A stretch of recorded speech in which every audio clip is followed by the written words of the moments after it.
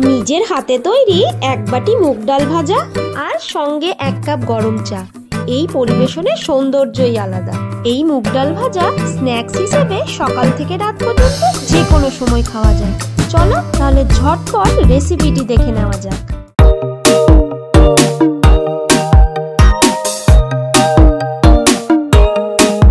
এই স্ন্যাক্সটি অনেকেরই খুব ভালো লাগার একটি খাবার, যা সময়ের সঙ্গে সঙ্গে আরও বেশি প্রিয় হয়ে যায়, তাই না বলো? এই মুগ ডাল ভাজার জন্য আমি এখানে 1 কাপ মুগ ডাল নিয়েছি। এটা সোনা মুগ নয়, নর্মাল যে মুগ ডাল হয় সেই মুগ ডাল এখানে আমি ব্যবহার করছি। তোমরা চাইলে সোনা মুগ দিয়েও এটা করতে পারো। এবার এই ডালটাকে ভালোভাবে জল দিয়ে কচলে কচলে ধুয়ে নিয়ে এর মধ্যে জল দিয়ে রেখে দেবো প্রায় 4 ঘন্টা মতো। প্রায় 4 ঘন্টা পর দেখো মুগ ডালটা ফুলে প্রায় দ্বিগুণ হয়ে গেছে। তোমরা আশা করি বুঝতেই পারছো। দেখো এবার এই মুগ ডালের মধ্যে যে জলটা আছে সেটা আমি ছেঁকে গাছে দিয়ে দেবো। তোমাদের আমি আগেও বলেছি এই ডাল আর চাল ধোয়া জল গাছের জন্য খুবই উপকারী, তাই এই চাল ডাল ধোয়া জল ফেলে না দিয়ে গাছে দিলেই ভালো হয়। এবার এখানে আমি পরিষ্কার একটা রুমাল নিয়ে নিয়েছি। এই রুমালের ওপর ভেজানো মুগ ডালগুলো নিয়ে নেব। মুগ ডালের মধ্যে যে জলটা আছে সেটাকে আগে ভালোভাবে শুকিয়ে নিতে হবে, সেজন্যই এটাকে রুমালের মধ্যে নিয়ে নিচ্ছি। আর ভালোভাবে পুরো রুমালটার ওপরে এভাবে বিছিয়ে দেব।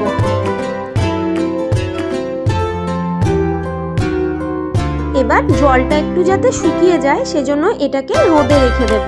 এই মুগ ডাল ভাজার প্রসেসটা কিন্তু একটু লেন্দি, তবে এই মুগ ডালটা যদি আগের দিন ধুয়ে ভালোভাবে শুকিয়ে রাখা হয় তাহলে কিন্তু চটপটই হয়ে যাবে। প্রায় 2 ঘন্টা আমি এটাকে রোদে রেখেছিলাম। রোদ দেখো চলে গেছে আর মুগ ডালের মধ্যে যে এক্সেস জলটা ছিল সেটাও শুকিয়ে গেছে। এবার এটাকে আমি একটা বাটির মধ্যে নিয়ে নিচ্ছি। মুগ ডাল ভাজার আগের যে দীর্ঘ প্রসেসের কাজটা ছিল সেটা কিন্তু কমপ্লিট হয়ে গেল।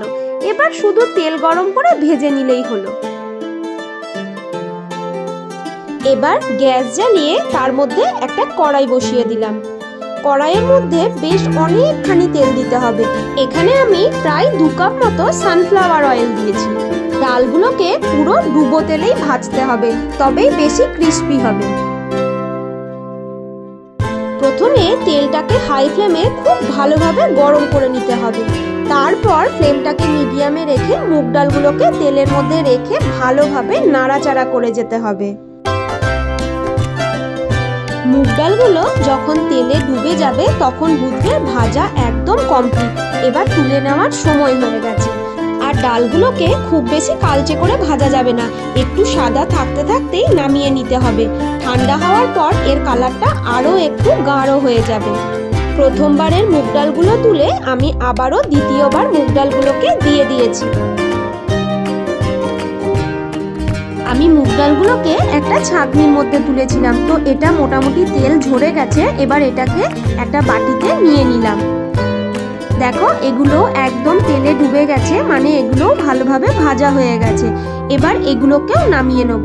তো এটাকে ছাঁকনির মধ্যে পুরোপুরি তেল সহই ঢেলে দেব। প্রথমবার মুগ ডালগুলোকে তুলতে অনেকটাই সময় লেগে গেছিল। এইভাবে তেল সহ ছাঁকনির মধ্যে ঢেলে দিলে এই কাজটা খুব তাড়াতাড়ি হয়ে যাবে। আবারও তেলটা আমি কড়াইয়ে ঢেলে দিলাম। আরও কিছুটা মুগ ডাল ভাজা বাকি আছে। এবার বাকি যে ডালটা ছিল সেটাকে আমি তেলে দিয়ে দিলাম। তেলটা কিন্তু ভালোভাবে গরম করে নিয়েছিলাম হাই ফ্লেমে। তেলে দেওয়ার সঙ্গে সঙ্গেই কিন্তু ডালগুলোকে কিছুক্ষণ মতো নাড়াচাড়া করতে হবে, না হলে তলায় লেগে যেতে পারে। আগের যে ভাজা ডালটা ছাঁকনিতে ঢেলেছিলাম সেটা মোটামুটি তেল ঝরে গেছে। এবার এটাকেও বাটিতে নিয়ে নেব। আর বাকি ডালগুলোকেও একইভাবে এইভাবেই ছেঁকে বাটিতে নিয়ে নেব। পুরোপুরি ডালগুলো ভাজা হয়ে গেছে। এবার আরেকটা কাজ বাকি আছে।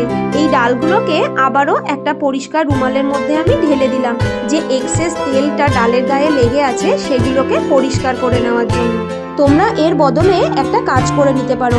একটা টিস্যু পেপার যে বাটিতে তুলবে সেই বাটিটাতে রেখে তার উপরেও ডালগুলো ঢালতে পারো, তাহলে এক্সেস তেলটা টিস্যু পেপারে শুষে নেবে। আমার কাছে টিস্যু পেপার ছিল না, সেজন্যই আমি রুমাল দিয়ে কাজ চালালাম। এবার এর মধ্যে একটু বিট লবণ নিয়ে নেবো। তোমরা চাইলে একটু লঙ্কা গুঁড়োও নিয়ে নিতে পারো, চিলি ফ্লেক্সও নিতে পারো। তো আমার বেটু ঝাল খেতে পারে না বলে আমি লঙ্কাটা অ্যাভয়েড করেছি। এবার বিট লবণটাকে ভালোভাবে ডালের সাথে মিশিয়ে নিচ্ছি। দেখলে তো কতটা সহজে এই মুগ ডাল ভাজা বাড়িতেই বানিয়ে নেওয়া যায়। এইভাবে ডাল ভাজা করে প্রায় 1 মাস পর্যন্ত সংরক্ষণ করে রাখতে পারো। এবার বেটুকে পরিবেশন করে দিচ্ছি। ও অনেকক্ষণ ধরেই ডালমুট খাওয়ার জন্য অধৈর্য হয়ে পড়েছে। এই মুগ ডাল ভাজার রেসিপিটি তোমাদের কেমন লাগলো অবশ্যই কিন্তু আমায় কমেন্ট করে জানিও। যদি ভালো লেগে থাকে একটা লাইক করে দিও আর আমার চ্যানেলটাকে সাবস্ক্রাইব করে আমার পাশে থেকো। এখন এই ডালমুট ভাজা পেটে যাওয়ার জন্য একদম রেডি। প্রত্যেকে ভালো থাকবে, সুস্থ থাকবে। প্রত্যেককে শুভ ভোজন। টাটা।